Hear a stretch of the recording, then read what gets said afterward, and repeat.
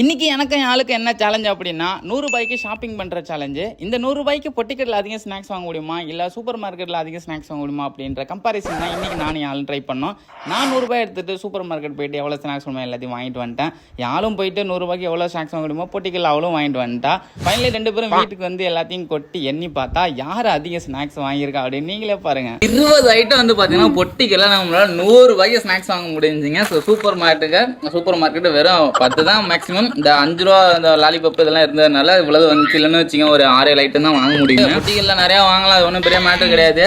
இந்த வீடியோ நீங்கள் ஃபுல்லாக பார்க்க ஆசைப்பட்டீங்கன்னா அந்த இடத்துல கேப்ஷனில் லிங்க் கொடுத்துட்டேன், கிளிக் பண்ணி மறக்காம பார்த்து அப்படின்னு 2 பேருக்கு ஷேர் பண்ணி விட்டுருங்க.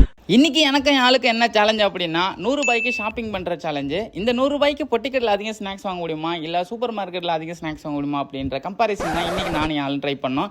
நான் 100 ரூபாய் எடுத்துட்டு சூப்பர் மார்க்கெட் போயிட்டு எவ்வளோ ஸ்நாக்ஸ் வேணுமோ எல்லாத்தையும் வாங்கிட்டு வந்துட்டேன். யாரும் போயிட்டு 100 ரூபாய்க்கு எவ்வளோ ஸ்நாக்ஸ் வாங்க முடியுமோ பொட்டிக்கடையில்